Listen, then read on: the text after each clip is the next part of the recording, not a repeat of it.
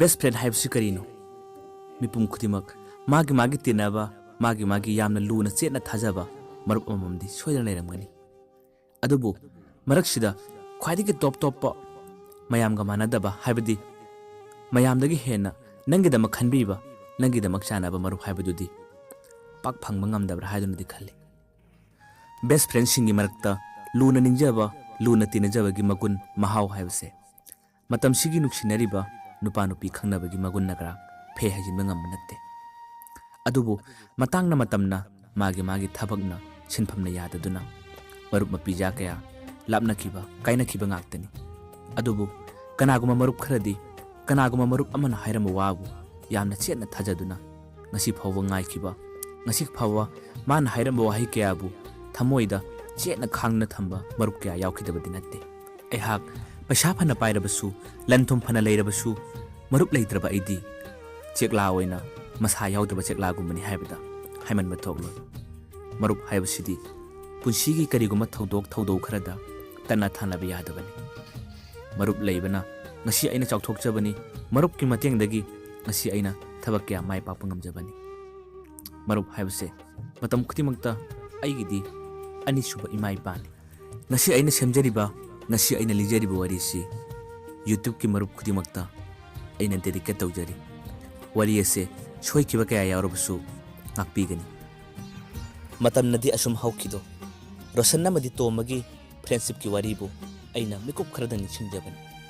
pillinga dikiti narakpa shanaba marupni makhoi animak iskun pulli larik tamba chatpa matam ayamada makhoi ani aman amabu tana thanade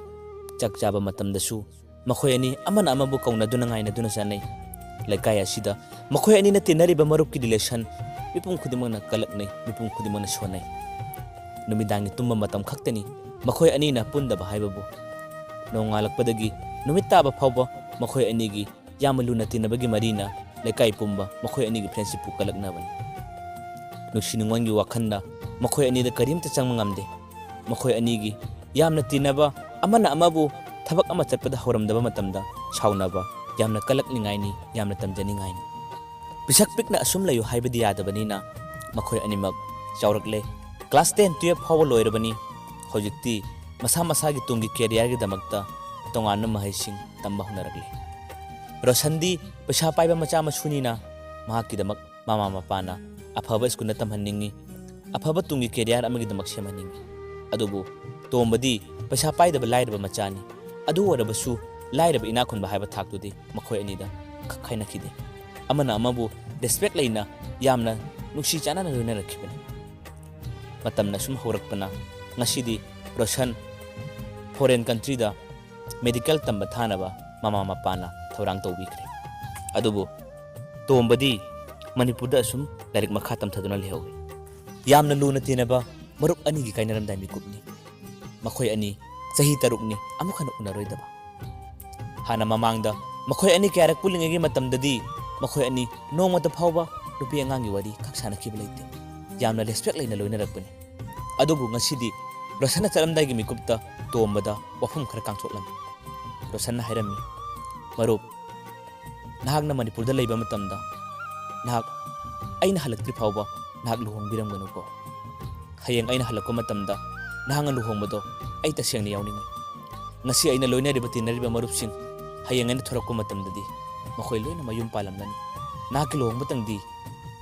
yawning marup nahakna masimtang yabiyu hairakki mahaki yama chinglemna hairakko wahe duda tomana mangonda thajaba piki marup nahak karimta khangenu nahakna matik chaba doctor ama oiraga thorakpaduni ekhoi khwaina ngairamgadaba nangna hairama wa ai lengdana thamgani ai nangna hairama wa do ngakani nahak fazana tekta kaidana challu nahakna matik chaba mi orakpado ekhoi khudimak ngairi marup nang aibu thajau haidana tomana sumangonda thajaba kya piki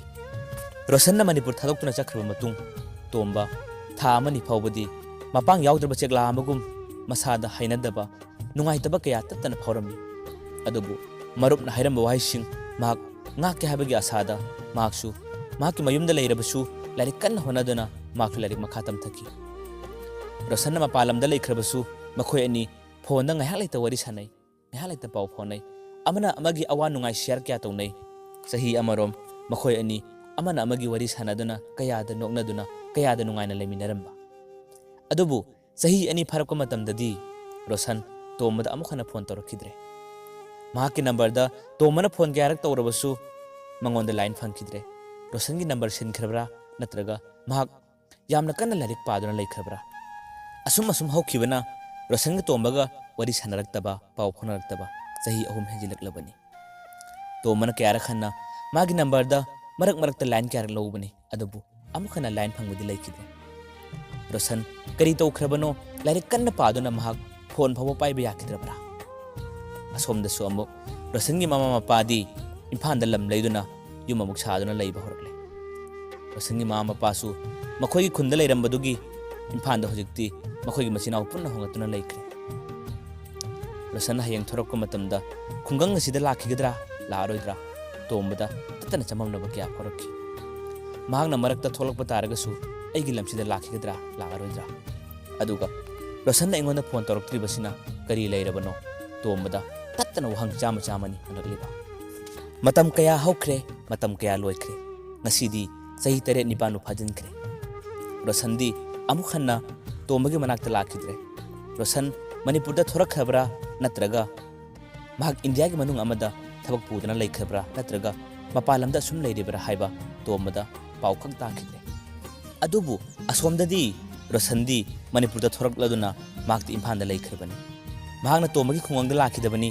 Roshan di nupi thidana macha ama phawbi yawrabani mahak Manipur gi mafam amada thabak puduna laikhre adubu tomana mahakki maramda pau karimta takhidabani hana makhoi ani pilingagi loina rakpa marida yamna chetna yamna asa chauna leina kiba marup ngaktani adubu ngasidi matamgi ahongmana Roshanna tombagi wakhan pakningsing mangam kidre tombagi khungangda lakhe habagi wakhan phawba masada phawkidre mahak mapalamda leiruba matamda mapalamgi hainabida chukhrabra mahakki luna tinramba mahakki khungangi marup phawba mahak kauthokpa ngamkre asum matam kaya mathang hawkhibana ngasidi Roshan amadi tomba thenarakhidaba sahi mapal henkrabani Roshan gi wakhanda tomba haibasi kanano kaukre mahakki khungangda luna tinaramba marup oiba taragasu mahak tomba gi wakhan nongmata phawani singkhidre adubu laiga nongdamni mapugi nongdamni kanana kakpa ngamlugani nongmagi numidang amagi numittani keban gi television channel amada tomba gi unabagi interview ama lakhibada Roshan na ukhibada sahi mapalom thengnakhidaba marup oirabasu tomagi masaktu ubada Roshan hairaptang ningsingbagum tawki mahakki thamoida lona cholakki asiba tomba natrane habigi wakhallamada mahakki interview duda phajaba wahang kya ama halakki wang singadugi manungda ngasi ekoina thengnaribasi tombana handak phongkhiba lairik amada marup haibasi karino haiba lairik amada yamna phajana ikhiba amadi lairik asina Manipur da natana ekoigi north east da leiba maidei taba khunchingda lairik asibu yamna pamna leina rakhiba amadi khabar gi lamai khudingda tombagi mingbu panarakhiba tomba maktang unabiyo haibadagi ngasi ekoina tomba unajabani tomana matau karam lairik ase ibibage tomana hapetang panbiyu haduna wahang kaya amsong lakhi tombagi chinglam laba pakhumda matau asumna khumlakhi marup haibase punsi khongchal amada tana thana ba yadraba khongchal amani haiduna aina khanjai marup yawdraba punsi adudi mana mu kanglaba upalga pakhang marup leibana ngasi aina chawthokchaba phangi marup ki matengdagi aina ngasi thona kya phangki marup leibana marup amagi matengdagi marup amagi wahai kya adagi ngasi aibu miyamna masa khangbirakpani marup haibase punsida kap tana thana ba yadabra haiduna aina khanjai ngasi aina phongjere belairik asisu Manipur natna atoba mahung kya da leiriba marup mapija sing makhoi gi marup oibagi relation sing mangdanaba marup haibisina kya matik kadai phaba kathokpa ngambagi haibagi sangduda aina sum ijakhibani adubu wari asibu phajai haiduna pabi khiba amadi wari asida miyamna ingonda thona kya pibirakpagi damaktadi ai asukmati nungaijai haiduna tombagi chinglenba pakhumado Roshan taki makha taba wahang singda tombada sahi kyamarum changlabage nupi thirabra haiduna halakka matamda tomar khunlakhiba pakhum singaduda Roshan mamitig mapi taba rakhi mahakki pakhum aduda asumna hairakki hojik ai sahi 35 rom di changle ai nupi thijadri nupi thibabudi yarabane ekhoigi yumgi ima ipana budi nupi thiro haiduna di kanna taklabane matam amada ꯑꯩꯒꯤ ꯈꯨꯡꯒꯪꯗ ꯑꯩꯒ ꯌꯥꯝꯅ ꯂꯨꯅ ꯇꯤꯟꯅꯕ ꯑꯩꯒꯤ ꯃꯔꯨꯞ ꯑꯃ ꯂꯩꯔꯝꯃꯤ ꯃꯍꯥꯛ ꯑꯩꯒ ꯆꯥꯛ ꯄꯨꯈꯝ ꯑꯃꯠꯇꯗ ꯆꯥꯃꯤꯟꯅꯔꯛꯈꯤꯕꯅꯤ ꯃꯍꯥꯛꯅ ꯀ꯭ꯂꯥꯁ 12 ꯂꯣꯏꯔꯛꯄ ꯃꯇꯝꯗ ꯃꯍꯥꯛꯇꯤ ꯐꯣꯔꯦꯟ ꯀꯟꯇ꯭ꯔꯤꯗ ꯃꯦꯗꯤꯀꯦꯜ ꯇꯝꯕ ꯑꯩꯈꯣꯏꯒꯤ ꯏꯃꯨꯡ ꯃꯅꯨꯡꯅ ꯊꯥꯈꯤ ꯃꯍꯥꯛꯀ ꯑꯩꯒ ꯃꯍꯥꯛꯅ ꯆꯠꯂꯝꯗꯥꯏꯒꯤ ꯃꯤꯀꯨꯞ ꯑꯗꯨꯗ ꯃꯍꯥꯛꯅ ꯋꯥꯐꯝ ꯈꯔ ꯍꯥꯏꯔꯝꯃꯤ ꯃꯍꯥꯛꯀꯤ ꯃꯔꯨꯞꯁꯤꯡꯅ ꯄꯨꯟꯅ ꯂꯨꯍꯣꯡꯈꯤꯕ ꯇꯥꯔꯕꯁꯨ ꯅꯍꯥꯛꯇꯪꯗꯤ ꯃꯥꯅ ꯊꯣꯔꯛꯄ ꯃꯇꯝꯗ ꯂꯨꯍꯣꯡꯕꯤꯔꯝꯒꯅꯨ ꯅꯍꯥꯛꯀꯤ ꯂꯨꯍꯣꯡꯕ ꯌꯥꯎꯅꯤꯡꯉꯤ ꯍꯥꯏꯗꯨꯅ ꯃꯥꯅ ꯑꯩꯉꯣꯟꯗ ꯌꯥꯝꯅ ꯀꯟꯅ ꯍꯥꯏꯔꯝꯃꯤ ꯃꯁꯤꯅ ꯃꯔꯝ ꯑꯣꯏꯗꯨꯅ ꯃꯍꯥꯛꯅ ꯍꯥꯏꯔꯝꯕ ꯋꯥ ꯑꯗꯣ ꯑꯩꯅ ꯉꯁꯤ ꯐꯥꯎꯕ ꯉꯥꯛꯂꯤ ꯑꯗꯨꯕꯨ ꯑꯩꯒꯤ ꯃꯔꯨꯞ ꯑꯗꯨꯗꯤ ꯆꯍꯤ 9-10 ꯁꯨꯔꯦ ꯃꯥꯒ ꯑꯩꯒ ꯉꯁꯤ ꯐꯥꯎ ꯊꯦꯡꯅꯈꯤꯗꯕ ꯑꯗꯨꯕꯨ ꯃꯍꯥꯛꯅ ꯑꯩꯒꯤ ꯅꯥꯛꯇ ꯑꯃꯨꯛꯇꯪ ꯂꯥꯛꯂꯒ ꯃꯥꯅ ꯋꯥꯐꯝ ꯑꯁꯤ ꯀꯥꯡꯊꯣꯔꯛꯄ ꯃꯇꯝꯗꯨꯅꯤ ꯑꯩꯅ ꯉꯥꯏꯖꯔꯤꯕ ꯑꯗꯨꯕꯨ ꯃꯍꯥꯛ ꯍꯧꯖꯤꯛ ꯍꯤꯡꯂꯤꯕ꯭ꯔꯥ ꯅꯠꯇ꯭ꯔꯒ ꯁꯤꯈ꯭ꯔꯕ꯭ꯔꯥ ꯍꯥꯏꯕꯗꯨꯗꯤ ꯑꯩ ꯈꯪꯕ ꯉꯝꯗꯦ ꯄꯥꯎ ꯑꯁꯤ ꯇꯥꯕꯗ ꯔꯣꯁꯟ ꯑꯃꯨꯛꯀ ꯍꯦꯟꯅ ꯃꯃꯤꯠꯇꯒꯤ ꯃꯄꯤ ꯁꯤꯟꯊꯔꯛꯀꯅꯨ ꯍꯥꯏꯕ ꯌꯥꯗꯕ ꯃꯈꯩ ꯀꯞꯄ ꯍꯧꯔꯛꯈꯤ ꯃꯔꯨꯞ ꯑꯃꯅꯗꯤ ꯃꯍꯥꯛꯀꯤꯗꯃꯛꯇ ꯀꯌꯥꯗ ꯆꯥꯎꯅ ꯀꯠꯊꯣꯛꯇꯨꯅ ꯉꯁꯤ ꯐꯥꯎꯕ ꯌꯨꯝ ꯄꯥꯟꯗꯅ ꯂꯦꯜꯂꯝꯂꯤꯕ ꯑꯗꯨꯒ ꯑꯁꯣꯝꯗꯅ ꯔꯣꯁꯟꯗꯤ ꯅꯨꯄꯤ ꯑꯉꯥꯡ ꯂꯩꯗꯨꯅ ꯅꯨꯡꯉꯥꯏꯕ ꯄꯨꯟꯁꯤ ꯑꯃꯗꯅꯤ ꯍꯤꯡꯗꯨꯅ ꯂꯩꯔꯝꯂꯤꯕ ꯃꯍꯥꯛ ꯇꯣꯝꯕꯒꯤ ꯏꯟꯇꯔꯚ꯭ꯌꯨ ꯌꯦꯡꯂꯨꯔꯕ ꯃꯇꯨꯡꯗ ꯃꯃꯤꯠꯇꯒꯤ ꯃꯄꯤ ꯁꯤꯟꯊꯔꯛꯀꯅꯨ ꯍꯥꯏꯕ ꯌꯥꯗꯕ ꯃꯈꯩ ꯑꯗꯨꯃꯛ ꯀꯞꯇꯨꯅ ꯂꯩꯈ꯭ꯔꯦ ꯃꯍꯥꯛꯅ ꯈꯜꯂꯛꯈꯤ ꯑꯩꯗꯤ ꯃꯤ ꯅꯠꯇꯦ ꯑꯩꯗꯤ ꯁꯥꯗꯒꯤꯁꯨ ꯍꯦꯟꯅ ꯇꯣꯝꯅ ꯃꯤꯅꯤ ꯍꯥꯏꯗꯨꯅ ꯃꯊꯟꯇ ꯅꯤꯡꯉꯝꯗꯕ ꯄꯦꯟꯗꯕ ꯀꯌꯥ ꯐꯥꯎꯖꯔꯛꯈꯤ ꯃꯍꯥꯛ ꯇꯣꯝꯕꯒꯤ ꯃꯅꯥꯛꯇ ꯂꯥꯛꯇꯨꯅ ꯂꯥꯜꯂꯦ ꯍꯥꯏꯗꯨꯅ ꯍꯥꯏꯖꯕ ꯐꯥꯎꯕ ꯉꯝꯂꯔꯣꯏ ꯍꯥꯏꯕꯒꯤ ꯋꯥꯈꯟꯗ ꯃꯍꯥꯛ ꯅꯨꯃꯤꯗꯥꯡꯗꯨꯃ ꯑꯗꯨꯃꯛ ꯀꯞꯇꯨꯅ ꯂꯦꯟꯈꯤ ꯃꯔꯨꯞ ꯍꯥꯏꯕꯒꯤ ꯃꯔꯤꯁꯦ ꯀꯌꯥꯗ ꯀꯟꯈ꯭ꯔꯕꯅꯣ ꯄꯩꯁꯥ ꯄꯥꯏꯕ ꯂꯟ ꯊꯨꯝ ꯂꯩꯕ ꯈꯛꯇꯅ ꯃꯔꯨꯞꯀꯤ ꯔꯤꯂꯦꯁꯟ ꯁꯦꯝꯕ ꯌꯥꯕ ꯅꯠꯇꯦ ꯄꯩꯁꯥ ꯄꯥꯏꯗ꯭ꯔꯕꯁꯨ ꯂꯟ ꯊꯨꯝ ꯂꯩꯇ꯭ꯔꯕꯁꯨ ꯃꯔꯨꯞ ꯍꯥꯏꯕ ꯃꯔꯨꯞꯁꯤꯗꯤ ꯑꯩꯈꯣꯏꯒꯤ ꯊꯃꯣꯏꯗ ꯐꯥꯎꯔꯛꯄ ꯂꯥꯏꯒꯨꯝꯕꯒꯤ ꯃꯁꯛꯅꯤ ꯇꯣꯝꯕꯅ ꯔꯣꯁꯟꯒꯤꯗꯃꯛꯇ ꯀꯌꯥꯗ ꯆꯥꯎꯅ ꯉꯁꯤ ꯐꯥꯎꯕ ꯀꯠꯊꯣꯛꯂꯝꯕ ꯑꯗꯨꯒ ꯔꯣꯁꯟꯅꯗꯤ ꯃꯄꯥꯟ ꯂꯝꯗ ꯂꯩꯔꯨꯔꯕ ꯃꯇꯨꯡꯗ ꯃꯅꯤꯄꯨꯔ ꯊꯣꯔꯛꯄꯗ ꯅꯨꯡꯉꯥꯏꯕ ꯄꯨꯟꯁꯤ ꯑꯃꯔꯦꯜ ꯑꯃꯗ ꯃꯍꯥꯛꯀꯤ ꯃꯔꯨꯞꯄꯨ ꯀꯥꯎꯊꯣꯛꯈꯤꯕ ꯄꯨꯝꯅꯃꯛꯁꯦ ꯄꯨꯟꯁꯤꯒꯤ ꯃꯊꯦꯜ ꯑꯃꯅꯤ ꯄꯨꯟꯁꯤꯒꯤ ꯂꯤꯂꯥ ꯑꯃꯅꯤ ꯑꯗꯨꯕꯨ ꯃꯔꯨꯞ ꯍꯥꯏꯕ ꯃꯔꯨꯞꯁꯤꯗꯤ ꯀꯩꯗꯧꯅꯨꯡꯗ ꯀꯥꯏꯅꯍꯟꯅꯤꯡꯗꯦ ꯀꯩꯗꯧꯅꯨꯡꯗ ꯂꯥꯞꯊꯣꯛꯍꯟꯅꯤꯡꯗꯦ